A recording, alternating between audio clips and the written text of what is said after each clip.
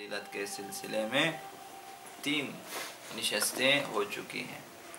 چوتھی نشست میں آپ کی خدمت میں عرض ہے کہ ائمہ اہل بیت نے نماز جماعت کے سلسلے میں ارشاد فرمایا، ہم یہاں تک پہنچے تھے کہ صف اول میں نماز ادا کرنا راہ خدا میں جہاد کرنے کی مانند ہے۔ انسان اگر نماز جماعت کو اہمیت دے اور آ جائیں، یہ اس مجاہد کی طرح ہے جو راہ خدا میں جہاد کرتا ہے۔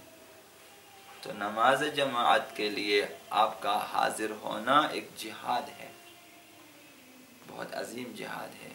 رکاوٹیں بہت زیادہ اس راہ میں آ سکتی ہیں، بہت زیادہ بہانے آپ کے ہاتھ میں آ سکتے ہیں کہ آپ نہ آئیں، لیکن آپ آ جاتے ہو۔ یہ جہاد ہے، نفس کے ساتھ جہاد کرنا پڑتا ہے۔ بعض اوقات جو ہیں چند اشخاص کی وجہ سے ہم لوگ نہیں آتے، یہ کمزوری ہوتی ہے۔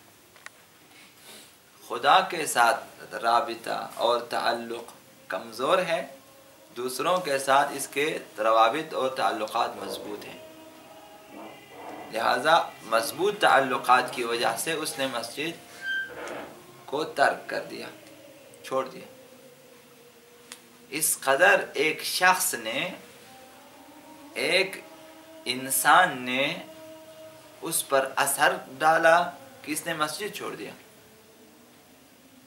اسے دیکھنا یا اس کا دیکھنا اسے گوارا نہیں ہے، کمزور نفس کا مالک ہے۔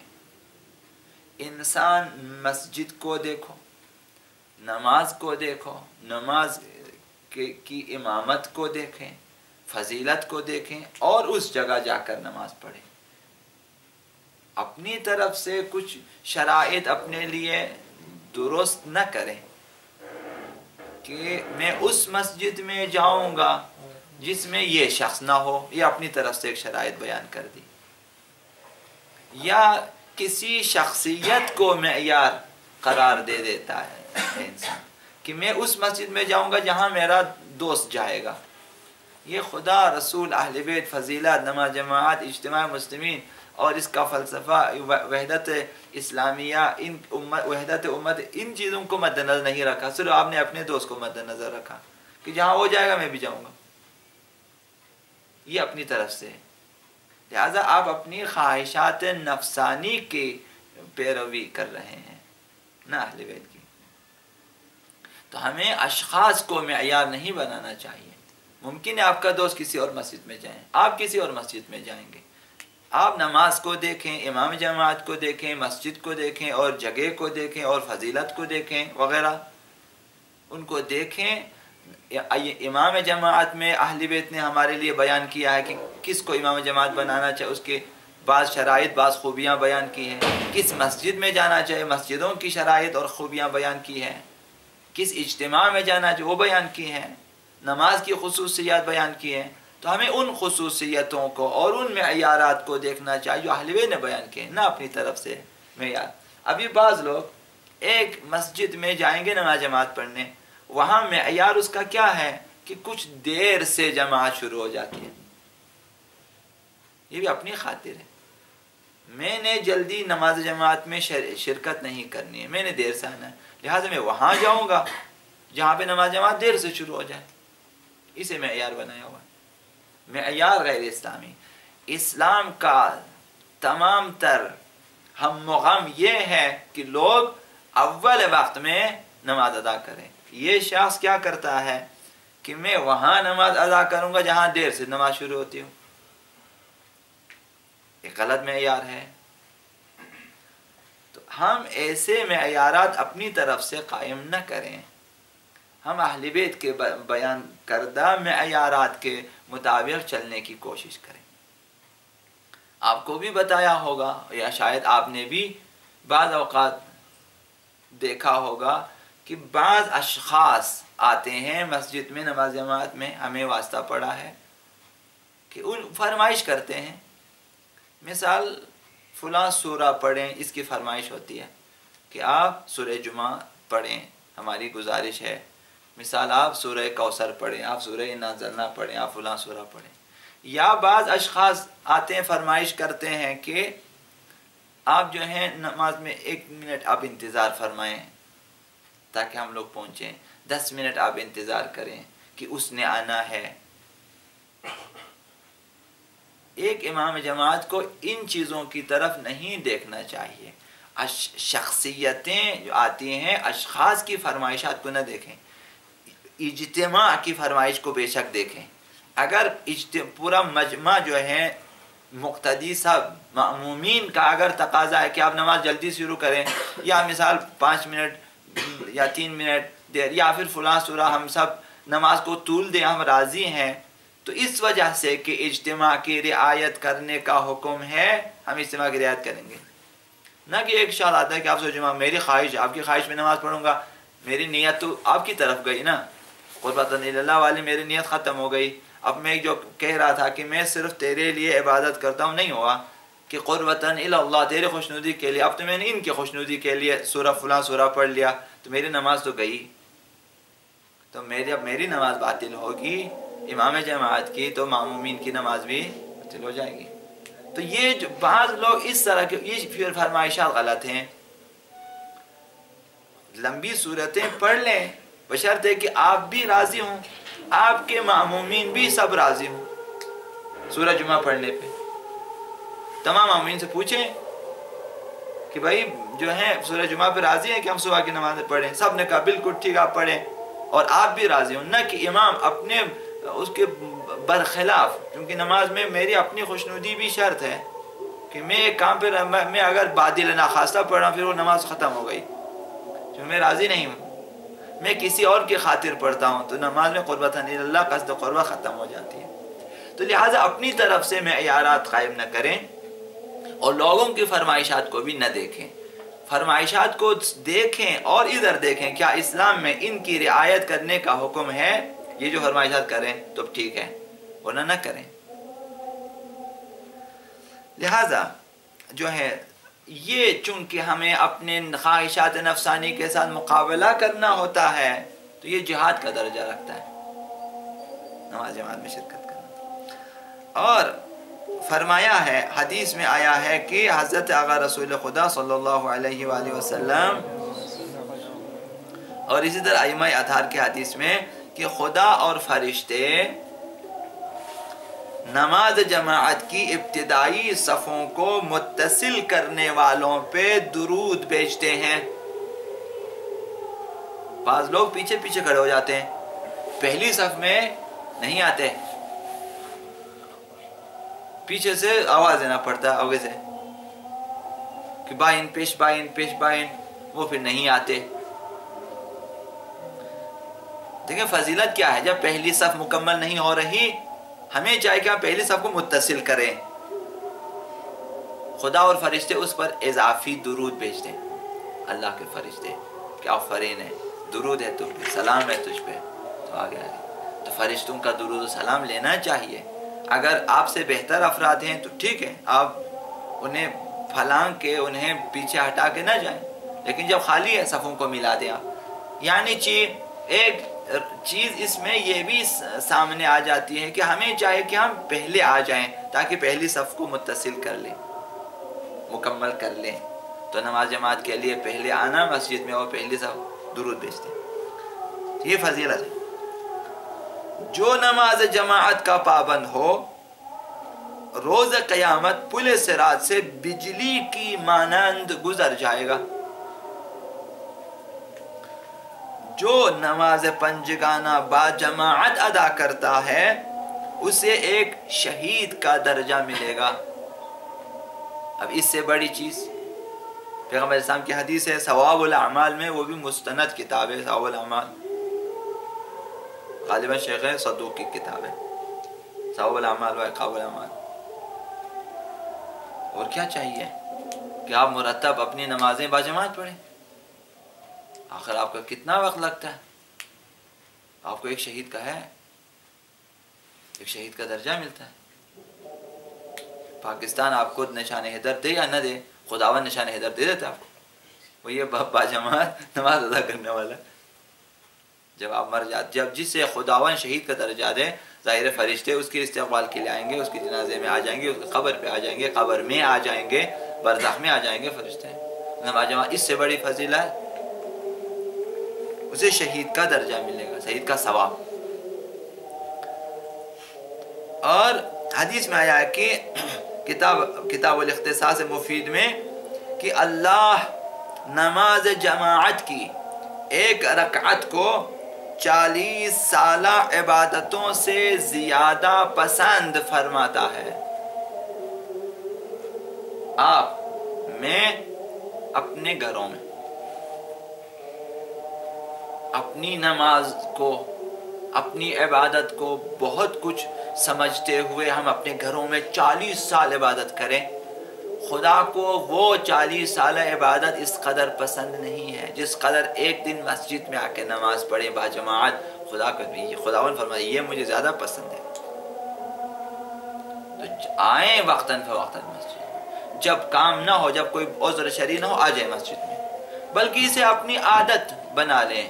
مسجد میں ہم نے آنا ہی ہے، اپنے لیے اپنی جو ہے نشاط ثانیہ اس سے قرار دیں، لازمی طور پہ مسجد میں آ جائیں. بارگاہ خدا ہے، اتنا اپنے آپ سے کہیں کہ میں نے 3 ٹائم دن میں 24 گھنٹے میں 3 وقت خدا کی بارگاہ میں حاضری دینی. میں نے یہ سوچ کے آ جائیں میں مسجد میں خدا کی بارگاہ میں اپنی حاضری لگوانے آ رہا ہوں کہ خدایا میں حاضر ہوں. خداوند اگر آپ سے چاہے کہ 24 گھنٹے میں 3 بار آدھے گھنٹے کے لیے آ کر میری بارگاہ میں اپنی حاضری لگوا دو، اگر خداوند آپ سے چاہے آپ یہ کام نہیں کریں گے. اگر پیغمبر بھی آپ سے یہی چاہے کہ میرے امتی تو نے 24 گھنٹے میں 3 بار مسجد میں آنا ہے، نماز پڑھنی ہے، آدھا گھنٹہ آپ نے بیٹھنا ہے اور حاضری لگوانی ہے.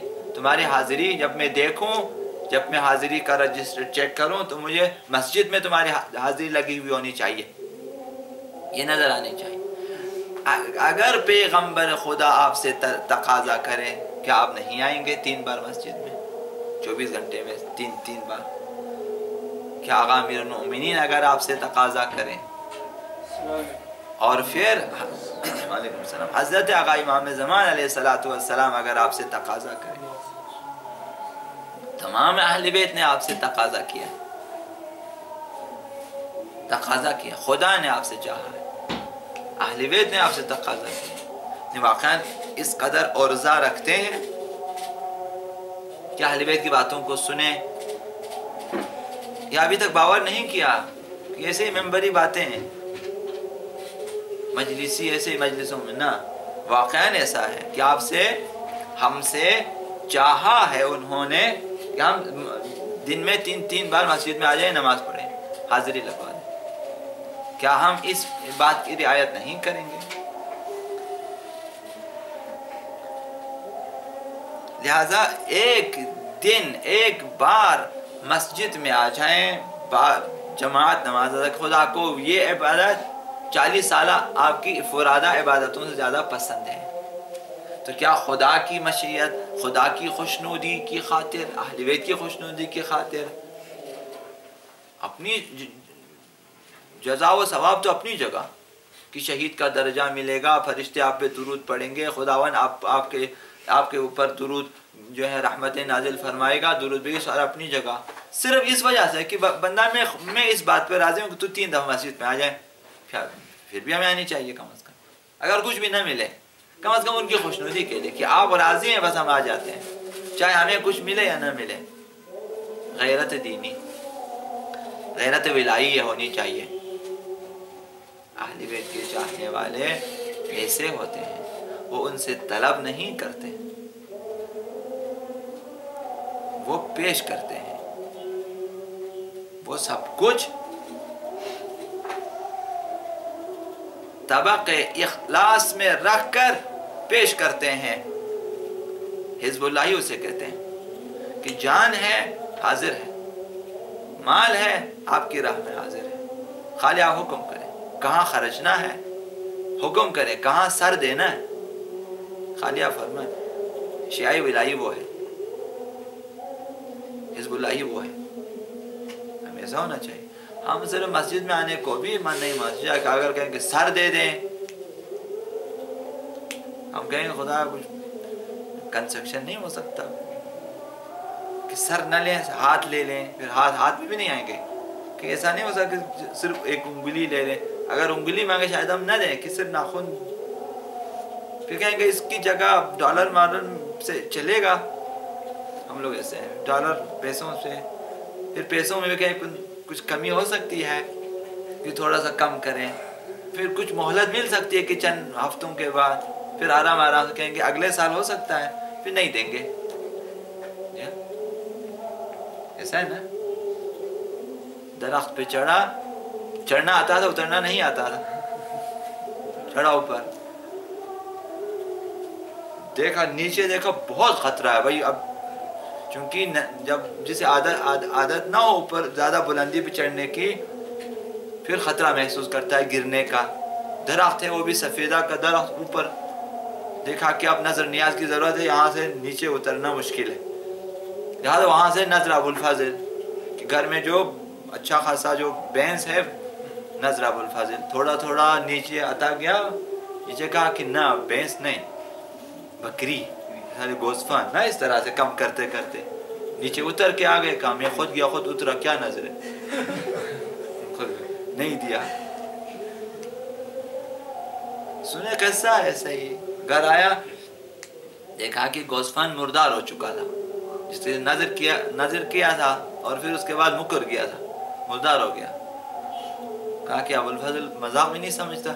مذاق کیا تھا بھائی. لے لیا. ایسا نہ ہو ہم لوگ.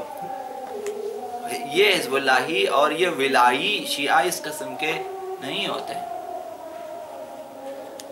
لہذا اہل بیت کا تقاضا ہے پل صراط سے بجلی کے مانند یہ لوگ گزریں گے.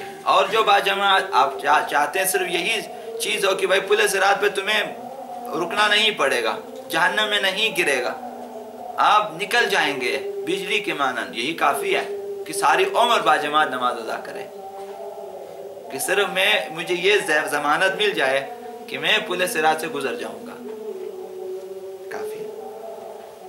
اللہ نماز جماعت کی ایک رکعت کو 40 سالہ عبادتوں سے زیادہ پسند فرماتا ہے. جو شخص مسجد کی جانب نماز جماعت میں شرکت کے لیے قدم بڑھاتا ہے، ہر قدم پر 70,000 نیکیاں لکھی جاتی ہیں. باور نہیں کریں گے ہمارے ذہن کا، نہ بابا کیسے ہو سکتا ہے، کیونکہ ہم سمجھتے ہیں خدا میں مطلب بخیل ہے. ہر قدم پہ 70,000 نیکیاں. اور جو چھوٹی نیکی آپ حساب کریں، 70,000 حساب کریں، وہ بھی کم ترین نیکی.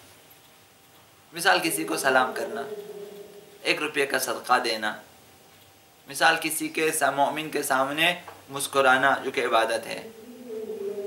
کم ترین نیکی بھی 70,000 حساب کریں. ہر قدم پہ خداوند عنایت فرماتا ہے. اور اسی مقدار میں مقام بلند فرما. جنت میں مقامات ہوتے ہیں، کچھ لوگ بہت نیچے جنت میں، کچھ لوگ بہت اوپر ہیں. مقامات 70,000 بلند فرماتا ہے.